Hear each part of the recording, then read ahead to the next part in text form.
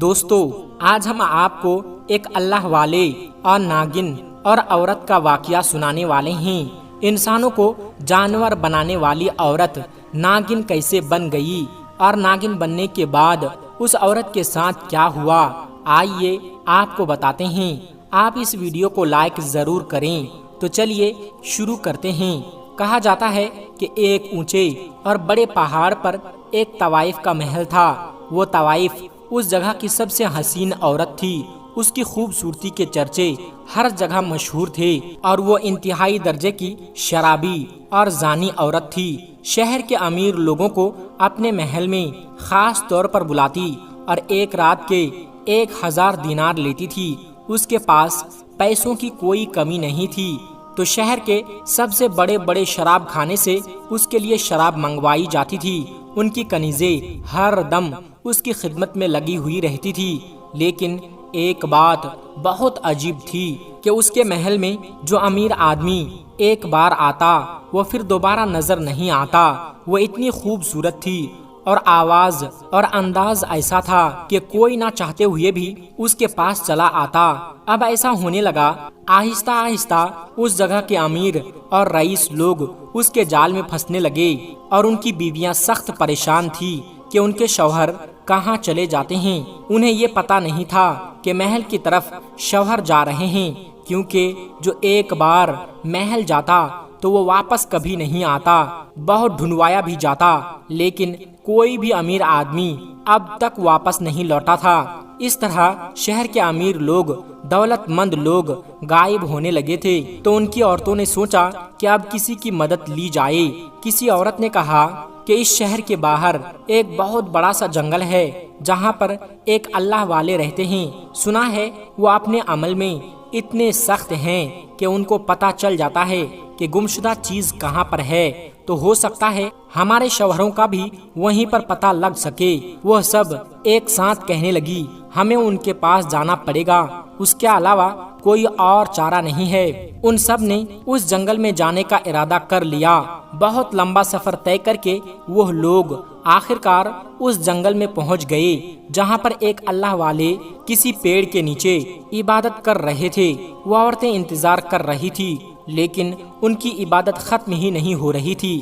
پھر جب رات کا پچھلا پہر آیا تو وہ تہجد کی نماز سے فارغ ہوئے اور دیکھا کہ وہاں پر بہت سی عورتیں کھڑی ہوئی ہے جو پریشان لگ رہی ہے۔ اللہ والے نے کہا، تم لوگ یہاں جس کام سے آئی ہو ہم جانتے ہیں۔ تو وہ کہنے لگی، حضرت کچھ کیجئے، ہمارے شوہر گھر سے غائب ہو چکے ہیں، جو غائب ہوئے ہیں وہ واپس نہیں لوٹ کر آئے ہیں۔ اللہ والے نے کہا، ہمیں پتا ہے وہ کہاں گئے ہیں، اس لیے ہمیں خاص عمل کرنا ہے، وہ عمل کرنے دو، اس کے بعد ہم اس جگہ جائیں گے اور تمہارے شوہر صحیح سلامت ایمان کے ساتھ تمہارے پاس لوٹ آئیں گے۔ عورتوں نے کہا، ہمیں آپ بتا دیجئے کہ آپ اس جگہ کب جائیں گے اور کہاں جانے کا ارادہ ہے۔ تو اللہ والے کہنے لگے، تمہارے شہر کے پاس جو سب سے بڑا پہاڑ ہے، اونچا پہاڑ، اس پہاڑ پر ایک محل بنا ہوا ہے، وہاں پر ایک طوائف کا اڈا ہے اور وہ طوائف مردوں کو لبھاتی ہے، ان کو اپنی طرف کھینچتی ہے۔ اس کی آواز اور اس کی خوبصورتی دیکھ کر مرد اس کی طرف کھنچتے چلے جاتے ہیں۔ اس کے پاس جب میں پہنچوں گا تو تمہیں اشارہ کر دیا جائے گا۔ وہ عورتیں اللہ والے سے اپنی بات کہہ کر سب مطمئن ہو گئی تھی۔ اب وہ اپنے گھروں کو واپس آ گئی اور دعا کرنے لگی کہ اللہ والے کو کامیابی مل جائے۔ اس کے بعد اللہ والے نے ایک بہت ہی بھاری سا عمل کیا اور ایک پودے کے پتے کو نچوڑ کر کچھ ایسا تیار کیا کہ اگر کوئی اسے پیتا تو مست ہو جاتا۔ اب انہوں نے ایک امیر آدمی کا بھیس بدلا اور طوائف زادی کے محل میں پہنچ گئے جہاں پر بڑے بڑے دربان کھڑے ہوئے تھے۔ دربانوں نے ان سے پوچھ تاچھ کی اور اندر جا کر مالکن کو بتا دیا۔ کنیزوں نے کہا کہ آپ باہر بیٹھیے، اور وہ باہر بیٹھے رہے اور پورے محل کا جائزہ لیتے رہے۔ وہ عجیب انداز میں بنا ہوا محل تھا جہاں سے وحشت ٹپک رہی تھی۔ اللہ والے نے دل میں ذکر کرنا شروع کر دیا۔ اس کے بعد ایک بنی سنوری لمبی سی عورت بال کھولے ہوئے ان کے پاس آئے اور بڑی شان اور فخر سے اس تخت پر بیٹھ گئی۔ کہنے لگی، کہیے کیا چاہتے ہیں آپ مجھ سے؟ اللہ والے نے کہا کہ تم کتنے ہزار لیتی ہو ایک رات کے؟ فاحشہ عورت نے کہا 1000 دینار ایک رات کے لیتی ہوں۔ اللہ والے نے کہا میں تمہیں 5000 دینار دوں گا، لیکن شرط یہ ہے کہ جو میں کہوں گا وہی تم کرو گی۔ وہ فاحشہ کہنے لگی میں وہی کرتی ہوں جو سامنے والا چاہتا ہے۔ اس کے بعد اس نے کہا چلیے میرے خواب گاہ میں۔ تو اللہ والے نے کہا میں نے تمہیں ایک رات کے لیے خریدا ہے، تمہیں دگنی قیمت دی ہے، اس لیے تمہیں وہی کرنا ہے جو میں چاہوں گا۔ میں تمہارے پیچھے نہیں چلوں گا، بلکہ میں جہاں کہوں گا تم میرے پیچھے پیچھے آؤ گی۔ تو اس نے کہا یہ تو میرا محل ہے، اور آپ کو کیسے پتا کون سی جگہ کہاں ہے؟ تو اللہ والے کہنے لگے مجھے سب پتا ہے۔ فاحشہ عورت بولی اچھا، لگتا ہے آپ بہت بڑے عالم ہیں۔ اللہ والے نے کہا یہی سمجھ لو۔ تو وہ طوائف کہنے لگی عالم صاحب اور میرے کوٹھے پر؟ اللہ والے نے کہا وہ اللہ جانے کہ میرا ارادہ کیا ہے۔ فاحشہ عورت نے کہا میرے پاس آ کر بڑے بڑے عابد و زاہد عالم بھی بہک جاتے ہیں، تو آپ کون سی بڑی چیز ہیں؟ اللہ والے نے کہا کہ مجھے تمہارے ساتھ تمہاری خواب گاہ میں نہیں جانا، اوپر جو کمرہ بنا ہوا ہے جو دوسروں کمروں سے الگ ہے مجھے وہاں پر جانا ہے۔ تو وہ طوائف کہنے لگی وہاں آپ نہیں جا سکتے۔ اللہ والے نے کہا میں کیوں نہیں جا سکتا؟ بھلا میں نے تمہیں پوری قیمت ادا کی ہے، میں تو اوپر ہی جاؤں گا، تمہیں وہاں آنا پڑے گا۔ پہلے تو وہ طوائف ہچکچا رہی تھی، پھر کہا کہ جیسی آپ کی مرضی، اور مسکرانے لگے۔ اس کے بعد اللہ والے اوپر کی طرف آئے اور طوائف سے کہا دروازہ کھولو۔ تو طوائف کہنے لگی جب یہاں تک آ گئے ہیں اپنی مرضی ہی کر رہے ہیں تو دروازہ بھی کھول لیجئے۔ اللہ والے نے دروازے پر ہاتھ رکھا تو وہ کھلتا چلا گیا۔ اب جو دیکھا تو وہ کمرہ خالی تھا، وہاں پر کچھ بھی نہیں تھا۔ طوائف نے کہا دیکھ لیا نا کہ یہاں پر کچھ بھی نہیں ہے، آپ جس کام کے لیے آئے ہیں وہ کام کرے اور یہاں سے جائے۔ اس کی دخل اندازی پر اللہ والے کو جلال آ گیا۔ اللہ والے نے کہا تمہیں اپنا منہ بند رکھنا پڑے گا۔ اب وہ طوائف تو نہیں جانتی تھی کہ وہ سچ میں ایک درویش انسان ہیں، تو وہ سمجھ رہی تھی کہ عام مرد جیسے ہیں جو آتے ہیں اور بہک جاتے ہیں۔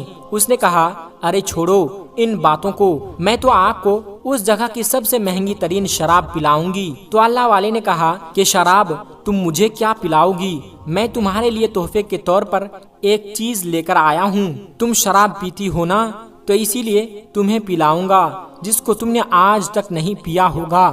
اس کے بعد اس نے اپنی کنیزوں کو بلایا اور کہا ہمارے لیے 2 گلاس لے کر آؤ۔ اللہ والے نے کہا میں تو شراب نہیں پیتا۔ تو طوائف کہنے لگی اتنے امیر، رئیس، دولت مند انسان ہو اور شراب کو ہاتھ نہیں لگاتے ہو، عجیب بات ہے۔ طوائف کے محل میں آئے ہو اور یہ کام نہیں کرو گے، ایسا تو نہیں ہو سکتا۔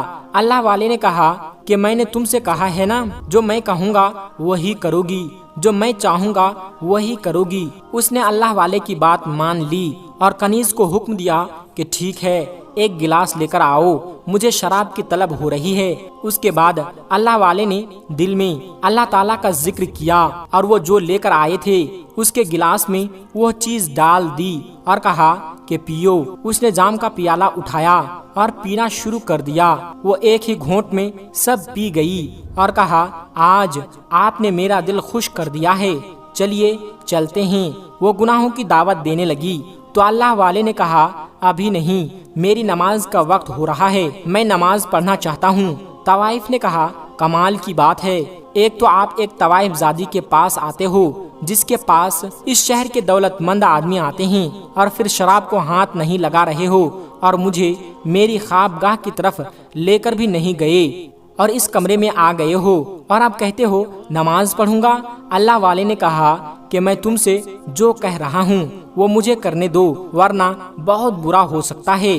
تو وہ عورت غصے میں آ گئی اور بولی کیا کر لو گے؟ اللہ والے نے کہا ابھی کچھ نہیں کہہ سکتا، تم شراب کے نشے میں ہو، فی الحال مجھے نماز پڑھنے دو۔ اس کے بعد انہوں نے نماز پڑھنا شروع کر دی काफी देर तक नमाज पढ़ते रहे और वो औरत अल्लाह वाले को देखती रही। जिस जगह जिंदगी में कभी इबादत ना की गई, जहाँ पर सिर्फ गुनाह ही गुनाह हुए हों, वहाँ पर अल्लाह वाले नमाज अदा कर रहे थे।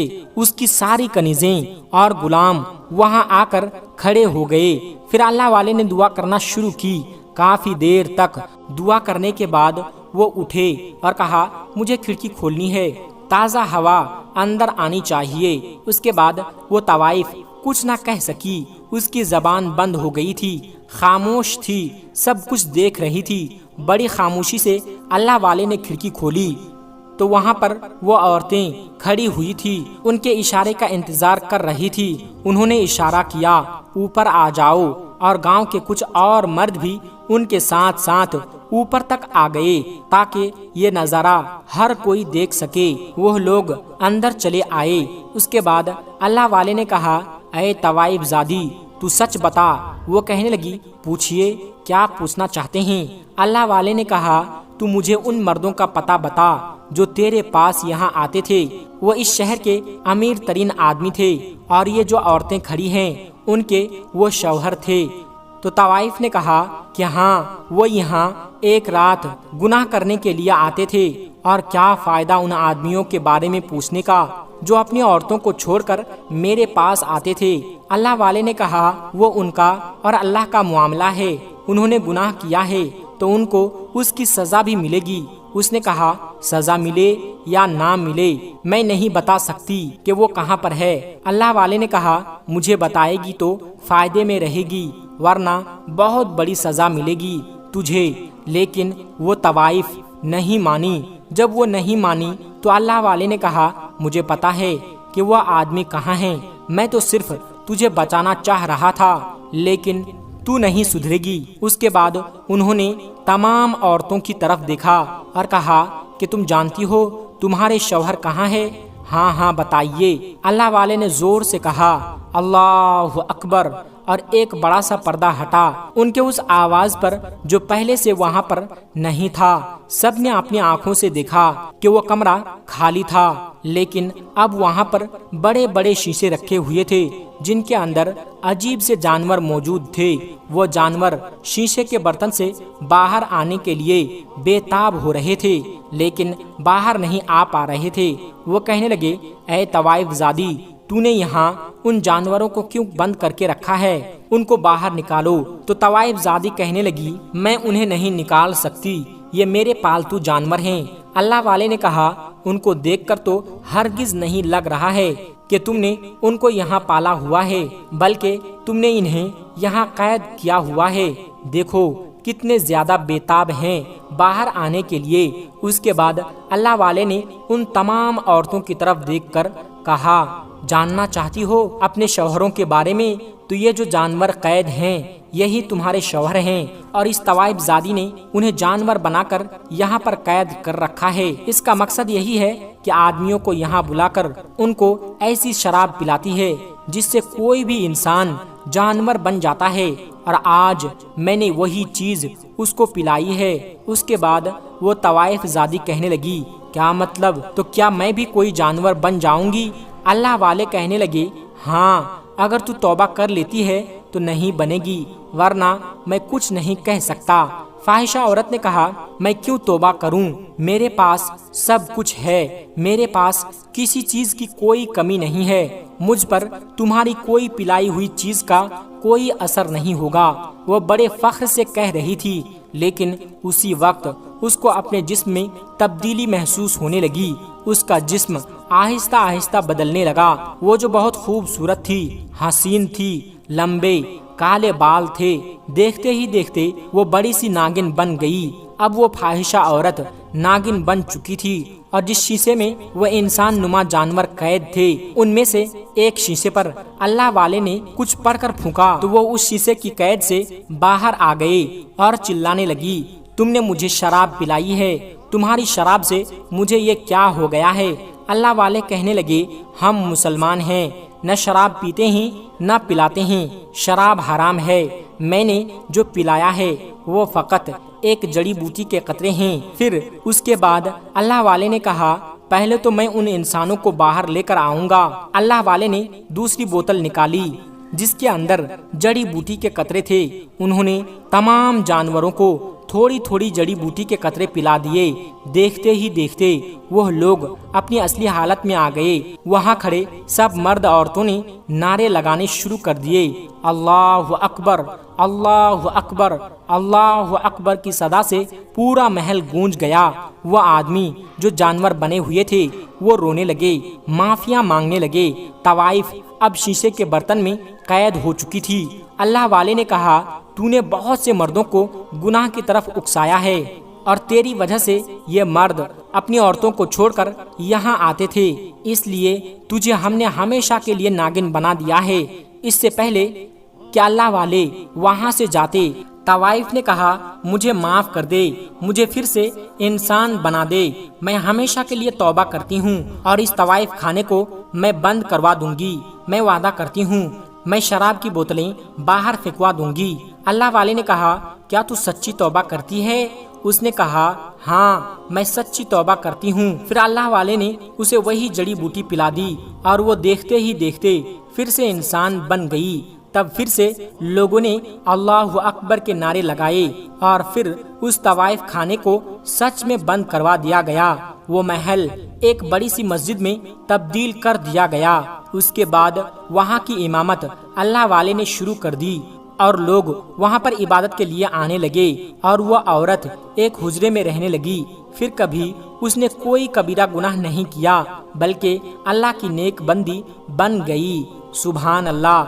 دوستو، یہ ہے اللہ والوں کی شان کہ اللہ والے اللہ تبارک و تعالیٰ کی مدد سے جسے چاہے اور جہاں چاہے اپنا معجزہ دکھا سکتا ہے۔ اس لیے اللہ کے نیک بندوں کی عزت کیا کریں، اسے بے عزت نہ کریں۔ دوستو، آخر میں ہمارے تمام مسلمان بھائی بہنوں سے گزارش ہے کہ اس چینل کو بنانے کا ہمارا مقصد یہ ہے کہ جتنے بھی ہمارے ہندوستانی بھائی بہن ہیں، چاہے وہ ہندو ہو یا مسلمان، سب کو اسلامی اور سبق آموز واقعہ سنا کر ان کا ایمان تازہ کرنا ہے اور سب لوگ اس سے کچھ نصیحت حاصل کر سکے۔ اور یہ بات بھی ہے کہ دین اسلام کی باتوں کو عوام اور مسلمانوں تک پہنچانا ثواب کا کام ہے۔ اس لیے اس ویڈیو کو ایک لائک کر کے اپنے قریبی دوستوں تک شیئر کر کے ثواب کا کام ضرور کرے۔ دوستو، آج کی ویڈیو میں بس اتنا ہی۔ اگر آپ کو یہ ویڈیو ذرا بھی اچھی لگی ہو تو آپ ہمیں سپورٹ کرنے کے لیے چینل کو سبسکرائب ضرور کر لیجئے گا۔ اللہ تبارک و تعالیٰ سے دعا ہے کہ ہمارے جتنے بھی مسلمان بھائی بہن اس ویڈیو کو دیکھ رہے ہیں اسے سیدھے راہ پر چلنے کی توفیق عطا فرمائیں اور اسے ہر ترقی سے مالا مال کر دے۔ آمین ثم آمین۔ آج کی ویڈیو میں بس اتنا ہی۔ ملتے ہیں ایک پھر نئی ویڈیو کے ساتھ۔ تب تک آپ اپنا اور اپنوں کا بہت زیادہ خیال رکھیے گا۔ السلام علیکم ورحمۃ اللہ وبرکاتہ۔